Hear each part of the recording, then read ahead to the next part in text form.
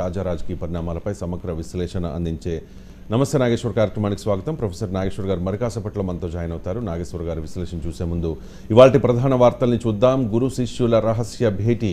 బేగంపేట ఎయిర్పోర్ట్లో కలుసుకున్న చంద్రబాబు, రేవంత్ ఇద్దరి మధ్య 2 గంటల పాటు సుదీర్ఘంగా చర్చ జరిగిందన్న వార్తను బేగంపేట బ్రీఫింగ్ అంటూ నమస్తే తెలంగాణ బ్యానర్ ఐటెంగా ప్రచురించింది. ఒకవైపు ఢిల్లీ వెళ్లే ముందు చంద్రబాబు నాయుడు బేగంపేట ఎయిర్పోర్ట్లో రేవంత్ రెడ్డి కలిసినట్టుగా ఈ వార్త.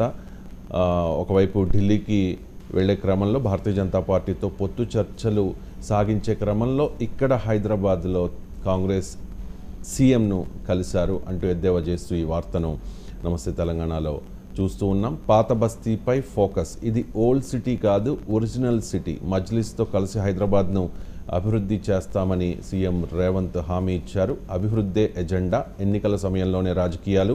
5 ఏళ్లు రేవంత్ అధికారంలో ఉంటారు అంటూ ఈ సందర్భంగా ఎంఐఎం అధినేత అసదుద్దీన్ ఓవైసీ ఆసక్తికర వ్యాఖ్యలు చేశారు. ఒకవైపు బీఆర్ఎస్ నాయకులు ఆరోపిస్తూ ఉన్నారు, ఖచ్చితంగా ఎన్నికల తర్వాత లోక్సభ ఎన్నికల తర్వాత ఈ గవర్నమెంట్ ఉండదు అని చెప్పి. బీజేపీ నాయకులు కూడా ఆరోపణలు చేస్తూ ఉన్నారు. ఒక షిండే ఉన్నాడు, సో డబుల్ ఇంజన్ సర్కార్ రాబోతోంది తెలంగాణలో అని చెప్పి. ఈ నేపథ్యంలో నిన్న మొన్నటి వరకు బీఆర్ఎస్కు మిత్రపక్షంగా ఉన్న మజ్లిస్ అధినేత ఓవైసీ 5 ఏళ్ల పాటు రేవంతే ముఖ్యమంత్రిగా ఉంటారు అనే కామెంట్ చేయడం ఆసక్తికరంగా మారింది.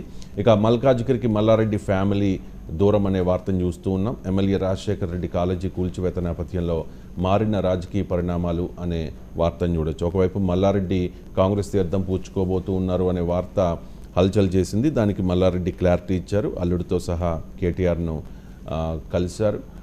మల్కాజ్గిరి నుంచి పోటీ చేసే విషయంలో కాస్త వెనక్కి తగ్గినట్టుగా విశ్వసనీయ సమాచారం. అయితే కాంగ్రెస్ పార్టీలోకి వెళ్లేది లేదు, బీఆర్ఎస్లోనే ఉంటాను అని మల్లారెడ్డి స్పష్టం చేశారు. చేరికలపై భారతీయ జనతా పార్టీ దృష్టి పెట్టింది. జలగం అలాగే సీతారాం నాయకులతో చర్చలు జరిగాయి. బలమైన అభ్యర్థులే లక్ష్యంగా కమల వ్యూహం. రంగంలోకి జాతీయ నాయకత్వం అనే వార్తను చూడొచ్చు. తాజాగా 2 బీఆర్ఎస్ సిట్టింగ్ ఎంపీలు బీజేపీలో చేరారు. రాములు అలాగే బీబీ పాటిల్, వీళ్ళిద్దరూ కూడా భారతీయ జనతా పార్టీ తీర్థం పుచ్చుకున్నారు. మరికొందరు అదే పార్టీ నాయకులు అంటే బీఆర్ఎస్ నాయకులు, కీలక నాయకులపై భారతీయ జనతా పార్టీ దృష్టి పెట్టిన వార్త. కాంగ్రెస్ తొలి జాబితాను విడుదల చేసింది. నలుగురిని అభ్యర్థులుగా ప్రకటించింది. మిగిలిన 13 లోక్సభ నియోజకవర్గాలపై సస్పెన్స్ కొనసాగుతోంది. లోక్సభ ఎన్నికలకు కాంగ్రెస్ పార్టీ విడుదల చేసిన తొలి జాబితాలో 4 స్థానాలకు అభ్యర్థుల్ని ప్రకటించింది. వారి ఫొటోస్ను కూడా మనం చూస్తూ ఉన్నాం. దీంతో మిగిలిన 13 నియోజకవర్గాలపై ఒక రకమైన సస్పెన్స్ ఎవరుంటారా అనే దాని మీద నల్గొండ, మహబూబాబాద్, మహబూబ్ నగర్, జహీరాబాద్ నియోజకవర్గాలకు కె రఘువీర్ రెడ్డి అలాగే పి బలరాం నాయక్, వంశీ చంద్రెడ్డి, సురేష్ షట్కర్ పేర్లను పార్టీ ప్రకటించింది. ఇక ఖాయంగా తుఫానే. ఏపీలో 21 నుంచి 22 లోక్సభ స్థానాల్లో వైఎస్ఆర్ కాంగ్రెస్ పార్టీ విజయ కేతనం ఎగరవేస్తుంది అంటూ 3-4 స్థానాలు ఎంపీ స్థానాలకు మాత్రమే టీడీపీ జనసేన కూటమి పరిమితమయ్యే అవకాశం ఉందని టైమ్స్ నౌ ఈటీజీ ఒక సర్వేను రిలీజ్ చేసింది. ఈ సర్వేను వైఎస్ఆర్ కాంగ్రెస్ పార్టీ నాయకులు ఘనంగా చెప్పుకుంటున్నారు. వైసీపీ సోషల్ మీడియా కూడా ఇదే సర్వేను వైరల్ చేస్తూ అన్న పరిస్థితి. సో జగన్ విశ్వసనీయతే ఘన విజయానికి బాటలు వేస్తోంది. మరొక్కసారి అంటే 2019లో ఎటువంటి సీన్ ఉందో అదే సీన్ మళ్ళీ రిపీట్ అవుతుంది. ఈసారి ఖచ్చితంగా అధికారంలోకి వస్తామని చెప్పి వైసీపీ నాయకులు ధీమా వ్యక్తం చేస్తున్న పరిస్థితి. మనమంతా ఒకే జట్టు, రాష్ట్ర ప్రయోజనాల కోసం కలిసి పనిచేద్దాం.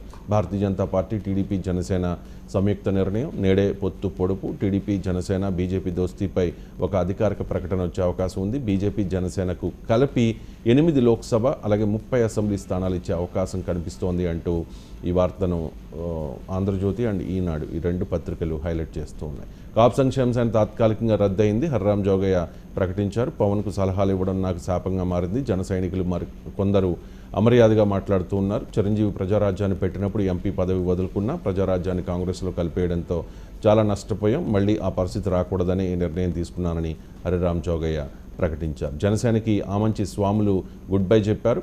ఆమంచి కృష్ణమోహన్ బ్రదర్ ఆమంచి స్వాములు చీరాల సమన్వయకర్తగా కూడా అపాయింట్ అయ్యారు. 4 నెలల క్రితం జనసేనలో చేరారు. ఇప్పుడు రాజీనామా చేశారు. టికెట్ కన్ఫర్మ్ కాని పరిస్థితుల్లో ఆయన పార్టీకి రిజైన్ చేసినట్టుగా తెలుస్తోంది.